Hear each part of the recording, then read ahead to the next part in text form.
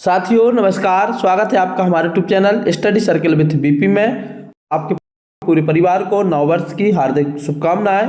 भगवान से प्रार्थना करते हैं इस वर्ष आपको सफलता की नई ऊंचाइयां प्राप्त हों। शुरू करते हैं आज का वीडियो। आज के वीडियो में हम जो जानने वाले हैं आरक्षण के बारे में। आज हम जानेंगे कि क्या है पूरे आरक्षण का गणित, चाहे वर्ग 2 की भर्ती हो, चाहे वर्ग 1 की भर्ती हो या वर्ग 3 की। किस तरीके से शिक्षक भर्ती में जो है आरक्षण का फॉर्मूला अप्लाई होगा, स्पेशली अतिथि शिक्षकों को 50% रिजर्वेशन हो जाने के बाद आपके हिस्से में कितने पद आएंगे। तो सबसे पहले हम जान लेते हैं आरक्षण मध्य प्रदेश में कितने तरीके का आरक्षण है। साथियों आप देख रहे होंगे यहाँ पर हमने 2 कॉलम बनाए हैं, एक लिखा है क्षैतिज और एक लिखा है वर्टिकल। जो क्षैतिज आरक्षण होता है वो इस तरीके से बढ़ता है और वर्टिकल आरक्षण होता है जो इस तरीके से बढ़ता है। थोड़ी देर के लिए हम क्षैतिज और वर्टिकल की परिभाषा जान लेते हैं ताकि आपको आरक्षण की गणित और अच्छे से समझ में आ जाएगी। पहले हम जान लेते हैं क्षैतिज रेखा। क्षैतिज रेखा मतलब क्या होता है? एक सीधी रेखा होती है जो बाएं से दाएं या दाएं से बाएं खींची जाती है। यह क्षितिज या जमीन के समानांतर होती है। इसको क्षैतिज रेखा से जुड़ी कुछ और बातें भी हम यहाँ बता देते हैं। तो ये होती है क्षैतिज। इस तरीके की रेखा को क्षैतिज रेखा बोलते हैं और इसी तरीके के जो आरक्षण बनता है उसको हम क्षैतिज आरक्षण बोलते हैं। अब हम जान लेते हैं वर्टिकल के बारे में। यहाँ पर आप देख रहे होंगे इसको बोलते हैं हॉरिजेंटल और यही कहलाती है क्षैतिज। इसके बाद ये होती है वर्टिकल, इसी को बोलते हैं ऊर्ध्वाधर। तो जो आरक्षण इस तरीके का बढ़ता है उसको बोलते हैं क्षैतिज आरक्षण और जो इस तरीके से बढ़ता है उसको बोलते हैं वर्टिकल आरक्षण। यहाँ पर हमने जो है इस जो ऊर्ध्वाधर का मतलब होता है ऊपर से नीचे की ओर खड़ा, तो ये हो गया ऊर्ध्वाधर। अब आप इसके आधार पर आरक्षण के गणित को आसानी से समझ पाएंगे।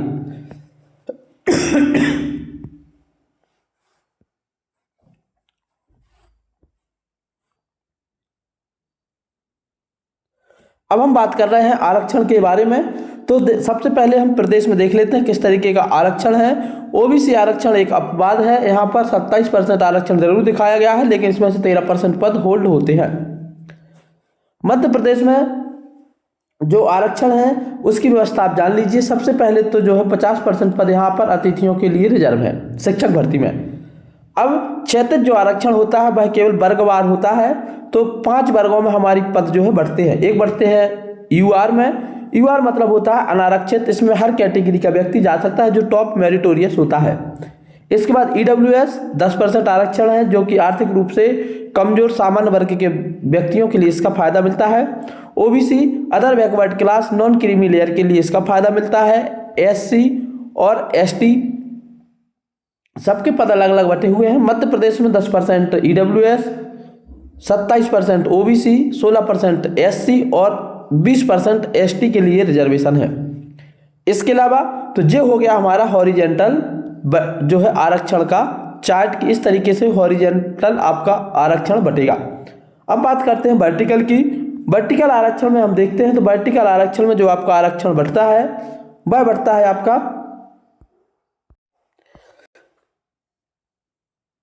आपका जो वर्टिकल आरक्षण है वह बढ़ता है इस तरीके से खड़े रूप में। यहाँ पर आप देख पाएंगे कि इस तरीके से खड़े में कैसे बढ़ता है। यहाँ पर आपको महिला, पुरुष, दिव्यांग, एक्स सर्विसमैन के पद यहाँ पर देखने को मिलेंगे। आरक्षण का गणित हालांकि इतनी आसानी से हमको समझ में नहीं आता है लेकिन हमने मोटा मोटा इसमें समझाने की जो कोशिश की है। अब यहाँ पर हम देखते हैं किस तरीके से पदों का बंटवारा होगा।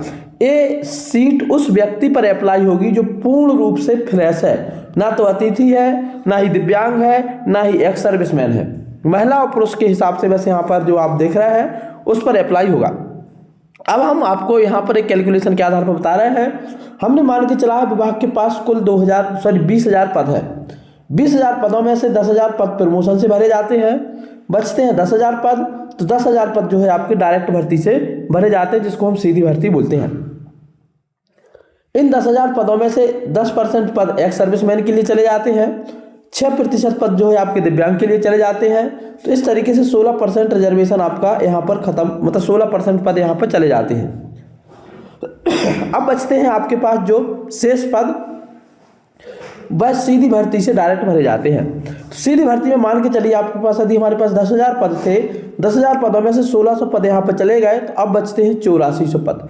8400 पदों में से 50% पद अतिथियों के लिए आरक्षित हैं, 50% पदों पर फ्रेश भर्ती होगी। तो अब हमारे हिस्से में आएंगे 4200 पद। इन 4200 पदों पर ये पूरा का पूरा आरक्षण अप्लाई होगा। तो इसमें यदि हम देखते हैं तो यूआर के लिए जो है 27% पद बचते हैं यदि ये पूरे आरक्षण को आप लगा लेते हो तो।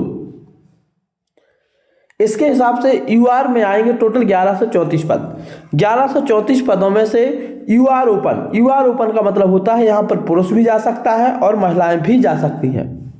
जरूरी नहीं है कि महिला ही जाए या पुरुष ही जाए, जो भी व्यक्ति अपनी कैटेगरी का टॉप मेरिटोरियस होगा वो यहाँ पर जाएगा। तो यहाँ पर यूआर में टॉप मेरिटोरियस 50% पद जो 1134 के आधे पद आ जाएंगे 567, और बाकी 567 पद महिलाओं के लिए आएंगे। अब बात कर लेते हैं ईडब्ल्यूएस की। ईडब्ल्यूएस के हिस्से में टोटल यदि हमारे पास 10,000 पद आते हैं तो 10,000 पदों का जो है 8400 होगा आपका सीधी भर्ती के लिए, उसमें से गैर अतिथि के लिए आएगा 4200 का 10% आएगा 420। तो यहाँ पर 420 पद टोटल आएंगे। 420 पद में से ईडब्ल्यूएस ओपन को जाएंगे 210 पद और ईडब्ल्यूएस महिला के लिए जाएंगे 200 पद। यही स्थिति बनती है आपकी ओबीसी में, क्योंकि जितना यूआर 27% है उतना ही ओबीसी है। तो ओबीसी के खाते में जाएंगे 1134 पद। 1134 में से 567 ओबीसी ओपन के लिए और 567 ओबीसी महिलाओं के लिए पद जाएंगे। इसमें एक चीज आप नोट कर लें, इसमें से 13% पद अभी होल्ड भी होंगे, शेष पदों पर डायरेक्ट भर्ती होगी, बाकी पद होल्ड रहेंगे। एससी की बात करें तो एससी के लिए मध्य प्रदेश सरकार में 16% आरक्षण का प्रावधान है। 16% आरक्षण के हिसाब से 8400 का 16% 672 हुआ। 672 में आधे पद एससी ओपन के लिए और आधे % एससी महिला के लिए। तो 336 पद एससी ओपन में आएंगे, 336 पद एससी महिलाओं के लिए आएंगे। यही स्थिति आपकी आएगी एसटी में। एसटी कैटेगरी में मध्य प्रदेश में 20% रिजर्वेशन है। इसमें से यदि हम देखते हैं 840 पद टोटल हमारे हैं। तो